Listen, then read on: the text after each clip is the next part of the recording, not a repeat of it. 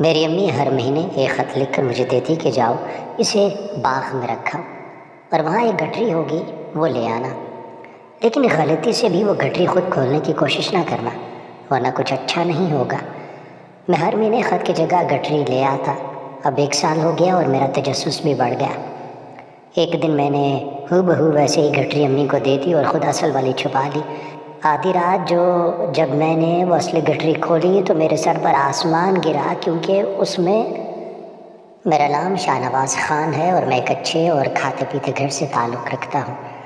ویسے تو ہم لوگ پہلے کراچی میں رہتے تھے، مگر جب میں 10 سال کا ہوا تو امی نے ضد کر کے لاہور میں رہنے کی خواہش کی تو ابا اس فرمائش کو ٹال نہ سکے اور سب بیچ باچ کر لاہور آ گئے۔ میرے ابا میری اماں سے بہت پیار کرتے تھے اور ان کا بہت خیال بھی رکھتے، لیکن میں محسوس کرتا تھا جیسے اماں ابا سے کھچی سی رہتی تھی۔ ابا ان سے جتنا پیار سے پیش آتے، اماں اتنا ہی اکھڑی رہتی۔ مجھے اماں کی یہ عادت اچھی نہیں لگتی تھی، کیونکہ میں چاہتا تھا کہ وہ دونوں بھی آپس میں ویسے ہی رہے جیسے میرے دوستوں کے ماں باپ آپس میں رہتے ہیں۔ میں اکثر اپنے دوستوں کے گھر چلا جاتا تھا اور ان کے ماں باپ آپس میں بہت ہنسی مذاق کیا کرتے اور بہت خوش بھی رہتے۔ جیسے جیسے میں بڑا ہوتا گیا اس بات کو محسوس کرتا گیا کہ جو میں سوچتا تھا وہ بالکل ٹھیک تھا، کیونکہ اماں کو میں نے کئی بار راتوں کو چھپ کر روتے دیکھا اور ابا بجائے چپ کروانے کے کمرے میں چلے جاتے۔ وہ دونوں سمجھتے تھے کہ مجھے کچھ پتہ نہیں، میں کچھ نہیں سمجھتا، حالانکہ میں خوب سمجھتا تھا۔ یہاں لاہور میں رہنے کا مجھے بالکل مزہ نہیں آ رہا تھا اور مجھے اپنے شہر کراچی بہت یاد آتا تھا۔ میری امی یہاں آ کر اکثر کہیں چلی جاتی اور جب واپس آتی تو بہت رویا کرتی۔ ابو کو جب پتہ چلتا تو وہ ان کو ڈانٹتے، مگر امی پر کوئی اثر نہ ہوتا۔ وہ پھر 1-2 مہینے بعد کہیں چلی جاتی۔ اس وقت میں 14 سال کا ہو چکا تھا اور میں نے امی سے کئی بار پوچھا تھا کہ آپ کہاں جاتی ہیں، تو وہ کہتی ہیں کہ تمہارا باپ جانتا ہے کہ میں کہاں جاتی ہوں، تو مجھ سے سوال کر کے میرے باپ نہ بنو۔ اماں نے مجھے بہت بری طرح ڈانٹ دیا تھا، جس سے میرے دل میں شک پیدا ہونے لگا کہ اماں کہاں جاتی ہے، مگر ابا مجھے سمجھاتی کہ بیٹا اپنی ماں کو غلط مت سمجھو، وہ کچھ غلط نہیں کر رہی، جو کرتی ہے کرنے دو، جہاں جاتی ہے جانے دو، وہ بہت دکھی ہے۔ مجھے سمجھ نہیں آتا تھا کہ امی دکھی کیوں رہتی ہیں، ان کے پاس سب کچھ ہے، پیسہ، شوہر، اولاد، وہ سب جو ایک عورت کی خواہش ہوا کرتی ہے، پھر کون سی پریشانی ہے، وہ کون سا دکھ ہے جو انہیں آرام نہیں لینے دیتا۔ ایک دن میرے اسکول کے دوست کے بڑے بھائی کی شادی تھی۔ اس نے مجھے بہت اصرار سے بلایا، آج رات مہندی پر لازمی آنا، بہت ہلا گلا ہوگا، مزہ کریں گے۔ میں نے حامی بھر لی کہ ٹھیک ہے آ جاؤں گا۔ گھر آ کر امی کو بتایا تو انہوں نے ایسے سر ہلا دیا جیسے سنا ہی نہ ہو، وہ تو فون پر کسی سے بات کر رہی تھی۔ میں نے خود ہی اپنے کپڑے استری کر کے وقت سے پہلے ہی اپنے دوست کے گھر پہنچ گیا، کیونکہ سب دوستوں نے جا کر انتظامات بھی دیکھنے تھے۔ میرے دوست کا خاندان کافی لبرل تھا، انہوں نے ایک ہوٹل میں مہندی کا انتظام کیا تھا اور بہت سے سنگرز اور ڈانسر کو بھی بلا رکھا تھا۔ کچھ ہی دیر میں مہمان آنا شروع ہو گئے اور ہلا گلا شروع ہو گیا۔ میں گیٹ کے پاس ہی کھڑا تھا جب میں نے اپنی ماں کو بھی وہاں آتے دیکھا۔ انہیں یہاں دیکھ کر میں حیرت سے دنگ رہ گیا۔ ان کا بھلا یہاں کیا کام تھا؟ یہ تو میرے دوست کے بھائی کی مہندی تھی اور میں نے تو امی کو آنے کا کہا ہی نہیں تھا اور نہ ہی ان کو ایڈریس بتایا تھا کہ میں کہاں جا رہا ہوں، تو یہ تو ہو نہیں سکتا تھا کہ وہ میرے پیچھے یہاں آئی ہوں۔ پھر وہ کیا کرنے آئی تھیں یہاں؟ میں نے سوچا امی سے پوچھتا ہوں جا کر کہ کیا چکر ہے۔ انہوں نے چادر سے منہ چھپا رکھا ہوا تھا، اور جا کر وہ کرسی پر بیٹھ گئی جیسے یہاں آئی ہی اس کام کے لیے ہوں۔ کچھ دیر بعد فنکشن ختم ہو گیا تو میں نے امی کو ڈھونڈا، وہ کسی سے بات کرتے ہوئے جا رہی تھی۔ اس سے پہلے میں دیکھ پاتا امی وہاں سے چلے گئی۔ گھر پہنچا تو امی سے پوچھا آپ کہاں تھی، تو کہنے لگی میں نے کہاں جانا ہے، میں گھر میں ہی تو تھی۔ ابو بھی امی کی ہاں میں ہاں ملانے لگے، ہاں تمہاری ماں تو گھر پر ہی تھی۔ میں الجھن کا شکار ہو گیا کہ وہاں تو میں نے امی کو ہی دیکھا تھا، کسی دھوکے کی گنجائش ہی نہیں تھی، پھر امی اور ابو کیوں جھوٹ بول رہے تھے؟ خیر میں ابھی اتنا بڑا نہیں تھا، اس لیے زیادہ دیر اس معاملے پر سوچ نہیں سکا اور بات آئی گئی ہوگی۔ کچھ دن گزرے تھے کہ امی ضد کرنے لگیں کہ اسلام آباد میں شفٹ ہونا ہے۔ یہاں لاہور آئے ہمیں 5 برس ہو چکے تھے اور میں عادی ہو گیا تھا اس ماحول کا۔ میرے میٹرک کے پیپرز بھی ہونے والے تھے۔ اس صورتحال میں امی کی ضد نے ابو اور مجھے دونوں کو ہی پریشان کر دیا۔ میں نے تو صاف انکار کر دیا کہ پہلے بھی آپ ہی کی وجہ سے ہم کراچی سے یہاں آئے تھے اور اب یہاں سے پتہ نہیں کہاں اور کیوں جانا چاہ رہی۔ امی رونے لگی تھی۔ کاش میں تمہیں بتا پاتی، مگر میں نہیں بتا سکتی کہ میں ایسا کیوں کر رہی ہوں۔ تم تو میرے بیٹے ہو نا، میرا ساتھ دو، میرے پاس تمہارے علاوہ کوئی آسرا اور سہارا نہیں ہے۔ امی کی ایموشنل بلیک میلنگ کے آگے میں ہار گیا، کیونکہ میں ان کی اکلوتی اولاد تھا اور مجھ سے امی ابو کو بہت سی امیدیں وابستہ تھیں۔ اسی لیے طے یہ پایا کہ میرے میٹرک کے پیپر ہونے کے بعد ہم لوگ اسلام آباد شفٹ ہو جائیں گے۔ اسلام آباد آ کر بھی امی کی خفیہ اور پر اسرار سرگرمیاں شروع ہو چکی تھیں۔ وہی اچانک گھر سے بغیر بتائے کہیں چلے جانا۔ میں بڑا ہوتا جا رہا تھا، اس لیے برا لگتا تھا اور شک بھی پیدا ہوتا۔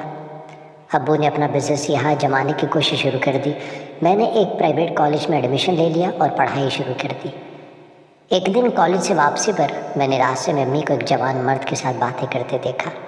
مجھے بہت غصہ آیا اور گھر آ کر میں نے چیزیں توڑنا شروع کر دی۔ امی آئی تو میں نے چیخ کر پوچھا، کس سے مل کر آ رہی ہیں؟ امی کا رنگ فاق ہو گیا، گھبرا گئی اور کہنے لگی، کسی سے ملنے نہیں گئی تھی؟ میں نے کہا کہ میری قسم کھا کر کہیں، تو وہ چپ ہو گئی۔ میں سمجھ گیا کہ وہ واقعی کسی چکر میں پڑ گئی تھی۔ میں نے انہیں اپنی قسم دے کر کہا کہ آج کے بعد آپ اس آدمی سے نہیں ملیں گی۔ اسی آدمی کی وجہ سے ہی امی کا دل ابو کی طرف نہیں تھا اور میرا شریف باپ اس بات کو ہنس کر سہ جایا کرتا۔ امی نے میرے سر پر ہاتھ رکھ کر قسم کھائی کہ آج کے بعد وہ اس شخص سے نہیں ملے گی۔ اب میری امی گھر پر ہی رہا کرتی اور بہت اداس بھی۔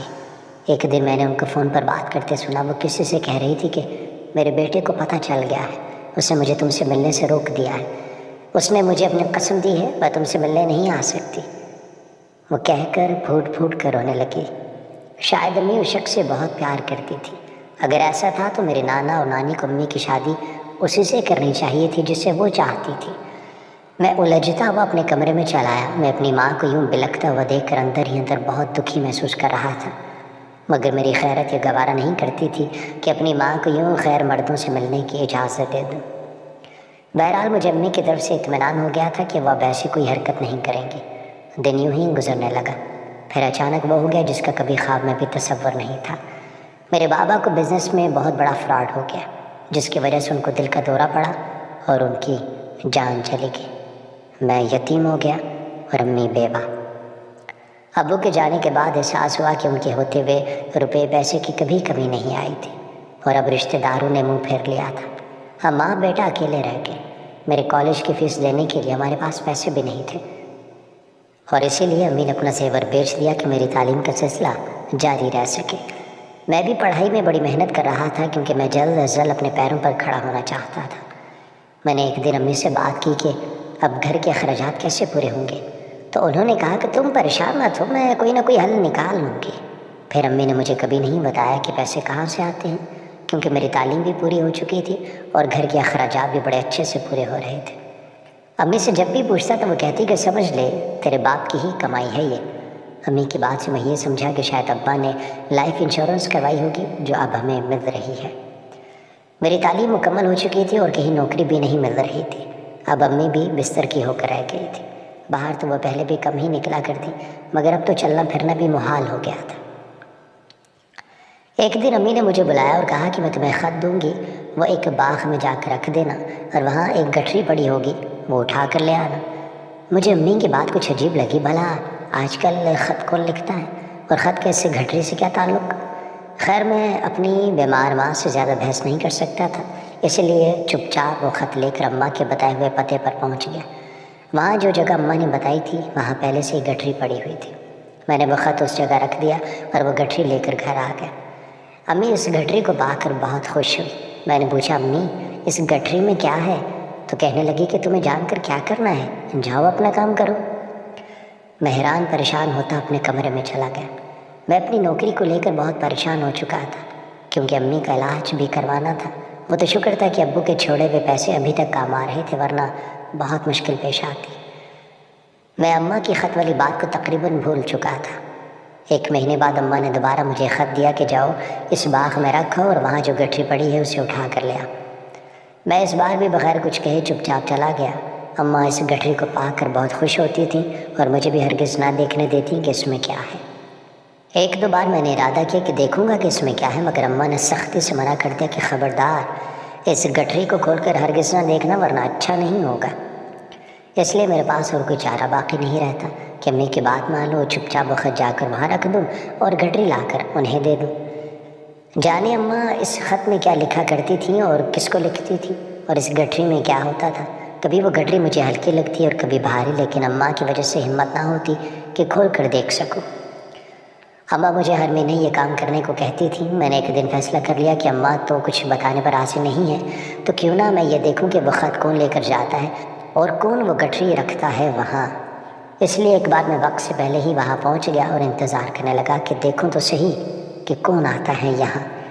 میں کافی دیر انتظار کرتا رہا، اکتا کر میں اٹھ کر ٹہلنے لگا اور اسی دوران کوئی وہاں گٹری رکھ کر اور خط لے کر جا چکا تھا۔ مجھے افسوس ہوا کہ میں نے صرف کچھ پل کے لیے دھیان ہٹایا تھا اور کوئی کام کر کے جا چکا تھا۔ اگلے مہینے میں نے پکا فیصلہ کر لیا، خط اس بار میں نے رکھا ہی نہیں اور خود ایک درخت کے پیچھے چھپ گیا۔ کچھ دیر بعد میں نے دیکھا کہ چادر میں کوئی خود کو چھپایا آ رہا ہے۔ اس نے آ کر وہ گٹری وہاں رکھی اور خود ایک درخت کے پیچھے چھپ گئی۔ مجھے وہ کوئی عورت ہی لگی تھی جس کا چہرہ چادر میں چھپا ہوا تھا اور وہ نظر نہیں آ رہا تھا۔ میں تھوڑی دیر بعد گیا اور اس گٹری کو اٹھا کر وہاں امی کا دیا خط رکھ دیا اور وہاں سے جا کر باغ کے گیٹ کے پاس کھڑا ہو گیا۔ میں دیکھنا چاہتا تھا کہ وہ کون عورت تھی اور کہاں سے آتی تھی۔ 5 منٹ بعد ہی وہ عورت بھی باغ سے باہر نکلتی دکھائی دی۔ میں نے محتاط قدموں سے اس کا پیچھا شروع کر دیا۔ میں جاننا چاہتا تھا کہ میری ماں سے اس کا کیا تعلق تھا اور وہ کس جگہ رہتی تھی۔ میں اس کے پیچھے چلتا جا رہا تھا کہ اچانک ایک بھیڑ والی جگہ پر وہ میری نظروں سے اوجھل ہو گئی اور ایک بار پھر میں ناکام ہو گیا۔ اس سارے سلسلے کو شروع ہوئے سال ہونے کو آیا تھا۔ میرا تجسس انتہا کو پہنچ چکا تھا اور میں ہر قیمت پر یہ راز معلوم کرنا چاہتا تھا۔ اس لیے اس بار میں اس گٹری سے ملتی جلتی گٹری پہلے سے ہی بنوا لی اور جب مقررہ دن آیا تو اس گٹری کے اندر امی کے لیے ایک سوٹ رکھ دیا، کیونکہ میں جانتا تو تھا نہیں کہ اس کے اندر کیا ہوگا، اور اصلی گٹری خود چھپا لی اور کمرے میں آ گیا۔ رات کا وقت میں نے بڑی بے چینی سے کاٹا۔ جیسے ہی یہ یقین ہو گیا کہ اماں سو گئی ہیں، میں نے اپنے کمرے کی الماری سے گٹری نکالی اور اس کو کھول کر دیکھنے لگا۔ اندر سے جو کچھ برآمد ہوا اسے دیکھ کے میری جان نکل گئی۔ اس کے اندر ایک خط اور 2 سوٹ اور کچھ پیسے تھے۔ یہ سب کیا تھا؟ میں یہ سب دیکھ کر چکرا کر رہ گیا۔ آخر اماں کے لیے کون یہ بھیجا کرتا تھا؟ میں نے کانپتے ہاتھوں سے خط اٹھا کر پڑھنا شروع کیا۔ خط میں لکھا تھا، اس بار کمائی ٹھیک طرح سے نہیں ہو پائی، اسی لیے اتنے پیسے نہیں ہو پائے جو آپ کو بھیجے جا سکتے۔ شاہ نواز کو دیکھا، آج بھی بہت بڑا ہو گیا ہے، بہت پیارا لگتا ہے۔ آپ اس کی شادی پر مجھے ضرور بلائیے گا۔ میں یہ خط پڑھ کر حیرتوں کے سمندر میں ڈوب گیا۔ یہ خط کس کی طرف سے تھا میں جان نہیں پایا، کیونکہ خط کے آخر میں کسی کا نام نہیں لکھا تھا۔ میں سوچ میں پڑ گیا کہ کون تھا یہ جو میری ماں کو خط لکھا کرتا تھا، کوئی عورت یا مرد؟ میں جتنا سوچتا جا رہا تھا اتنا ہی الجھن کا شکار ہو رہا تھا۔ میں نے نہ چاہتے ہوئے بھی اپنی ماں پر شک کرنے پر مجبور ہو گیا تھا۔ میں اس کے کمرے میں گیا تو وہ کچھ پریشان دکھائی دی۔ میں اس کی وجہ جانتا تھا، کیونکہ جو گٹری میں نے اسے دی تھی اس میں خط یا پیسے نہیں تھے۔ ماں نے میری طرف دیکھ کر پوچھا، کیا وہی گٹری لائے ہو جو باغ میں تھی؟ میں نے کہا، ہاں وہی گٹری ہے۔ کیوں، کیا ہوا؟ گھبرا کر اماں کہنے لگی، نہیں ایسا کچھ نہیں ہوا۔ میں کمرے میں آیا تو اپنی ماں سے لڑنے دا تاکہ اسے ساری حقیقت کا پتہ چلوا سکوں، مگر میں نے اپنا ارادہ بدل دیا، کیونکہ میں جان گیا تھا کہ اماں تو کچھ بتائے گی نہیں، مجھے اس لیے اپنے طور پہ ہی پتہ کروانا ہوگا۔ اب میں یہ جاننا چاہتا تھا کہ اماں خط میں کیا لکھتی ہے، اس لیے مجھے بے صبری سے اگلے مہینے کا انتظار تھا۔ میں نے اس بار پکا ارادہ کر لیا تھا کہ ساری سچائی معلوم کروں گا اور ہر راز کو کھول دوں گا۔ مجھے ڈر بھی لگ رہا تھا کہ کہیں میری ماں پھر سے غلط راستے پر نہ چل پڑی ہوں۔ برسوں پہلے کے ہوئے سارے واقعات میرے ذہن میں گھومنے لگے، جب ماں چھپ چھپ کر کسی سے ملا کرتی۔ میں نے دعا کی کہ کاش میں غلط سوچ رہا ہوں، میری ماں اس طرح کی نہ ہو جیسے مجھے خیال آ رہے تھے۔ آخر کون کسی کو بغیر کسی رشتے کے پیسے بھیجا کرتا ہے؟ یہ سب سوچے میرے دماغ خراب کر رہی تھی۔ اگلا مہینہ جیسے ہی آیا، اماں نے 10 تاریخ کو میرے ہاتھ میں خط دیا اور تاکید کی کہ گٹری احتیاط سے لانا۔ شاید ان کو شک ہو گیا تھا کہ اس میں ان کی مطلوبہ چیزیں نہیں تھیں۔ میں نے اس بار اماں کے خالی خط کی جگہ اپنے ہاتھ سے لکھا ہوا خط رکھ دیا تھا اور اماں کا خط میں نے اپنی جیب میں رکھ لیا کہ آ کر پڑھوں گا۔ اس بار میں نے وہی گٹری راستے میں ہی چیک کر لی۔ اس میں پہلے کی طرح ایک خط، اماں کے لیے ایک سوٹ اور کچھ پیسے تھے۔ میں نے گھر جا کر وہ گٹری اماں کے حوالے کی اور خود کمرے میں آ کر اماں کا خط پڑھنے لگا۔ اماں نے اس میں لکھا تھا، تم ہر مہینے جو کچھ ہمارے لیے کرتے ہو وہ تمہاری ذمہ داری نہیں، اس کے باوجود تم سالوں سے اپنی محبت اور ذمہ داری نبھا رہی ہو۔ میں کتنی بدقسمت ہوں کہ تمہیں مل بھی نہیں سکتی۔ اگر بیٹے نے قسم نہ دی ہوتی تو میں تمہیں دن میں کئی بار ملا کرتی، اتنے سالوں سے تمہیں دیکھا بھی نہیں، میرے دل کو قرار نہیں آتا، میں مرنے سے پہلے ایک بار تم سے ملنا چاہتی ہوں۔ خط پڑھ کر میرے اوسان خطا ہو گئے، مجھے یقین نہ آیا کہ میں یہ کیا پڑھ رہا ہوں، میری ماں نے یہ کیا لکھ دیا تھا۔ میں نے وہ رات بڑی مشکل سے کاٹی، مجھے کل کا انتظار تھا کہ اپنی ماں کو رنگے ہاتھوں پکڑ کر بے نقاب کر سکوں۔ میں نے جو خط رکھا تھا اس میں اپنی ماں کی طرف سے اس کو اپنے گھر بلایا تھا، کیونکہ میں دیکھنا چاہتا تھا کہ وہ کون ہے۔ اگلے دن 3 بجے ہمارے گھر کے دروازے پر دستک ہوئی۔ میں گھر پر ہی تھا لیکن جان بوجھ کر دروازہ نہیں کھولنے گیا، میں چاہتا تھا کہ اماں دروازہ کھول لے جائے۔ کچھ دیر بعد اماں ہی مشکل سے اٹھتے ہوئے دروازے پر گئیں، میں بھی پیچھے ہی تھا۔ جیسے ہی اماں نے دروازہ کھولا، سامنے کھڑی شخصیت کو دیکھتے ہی ان کے حواس سند ہو گئے۔ وہ چیخ مار کر اس خواجہ سراج سے لپٹ گئی جو سامنے کھڑا تھا۔ میرے تو قدموں تلے سے زمین نکل گئی کہ میں نے تو کس کو بلایا تھا اور یہ کون آ گیا۔ اماں کا رد عمل میرے لیے حیرت انگیز تھا، وہ تو اسے گلے لگا لگا کر روئی جا رہی تھی۔ مجھے کچھ سمجھ نہیں آیا تو غصے سے اماں کو پیچھے ہٹایا اور اسے پوچھا کہ کون ہو تم؟ اماں نے جواب دیا، یہ وہی ہے جس کو ملنے سے تم نے اپنی قسم دے کر روک رکھا تھا۔ میں یہ سن کر دنگ رہ گیا۔ میں نے حیران ہوتے ہوئے پوچھا، اماں کیا مطلب؟ تم اس ہجڑے سے ملتی تھی، مگر کیوں؟ وہ خواجہ سرا اس دوران خاموش کھڑا رہا۔ اماں نے اس کا ہاتھ پکڑ کر گھر کے اندر کیا اور میری طرف دیکھ کر کہا، یہ ہجڑا تمہارا بھائی ہے، میری سگی اولاد۔ یہ سن کر میرے سر پر آسمان پھٹ پڑا، میں بے یقینی سے 2 قدم پیچھے ہٹا۔ اماں بولی کہ لگتا ہے آج وہ وقت آ گیا ہے کہ تجھے ساری سچائی بتا دوں۔ اماں بتانے لگی، میری شادی کو 5 سال ہو گئے تھے مگر کوئی اولاد نہیں تھی، اسی وجہ سے سب تانے مارا کرتے تھے۔ آخر 5 سالوں کے بعد ہمیں خوشخبری ملی۔ میں نے وہ 9 ماہ بعد اپنے ہونے والی اولاد کے بارے میں بہت سوچا اور اسے دیکھے بغیر ہی مجھے اس سے انتہا کی محبت ہو گئی۔ مگر جب میری اولاد پیدا ہوئی تو نہ وہ لڑکا تھا اور نہ ہی لڑکی، بلکہ تیسری جنس تھا۔ میرے اور باقی سب کے لیے خبر قیامت تھی۔ میں کسی صورت اپنی اولاد کو خود سے جدا نہیں ہونا دینا چاہتی تھی، مگر تمہارے ابو نے گھر والوں اور دنیا والوں کے ڈر سے اسے خواجہ سراؤں کے اڈے پر چھوڑ دیا۔ میں اپنے بیٹے سے دور نہیں رہ سکتی تھی، اسی لیے اس سے ملنے جانے لگی۔ پھر 2 سال بعد تم پیدا ہوئے تو میری ممتا کو قرار آ گیا، مگر میں ابھی بھی اپنی پہلی اولاد کو نہیں بھول سکتی۔ میں اسے ماں کے پیار سے محروم نہیں رکھ سکتی تھی، اس لیے اس سے ملنے جایا کرتی تھی۔ یہ جن کے ساتھ رہتا تھا وہ کراچی سے لاہور چلے گئے تو میں نے بھی لاہور میں ہی گھر لے لیا۔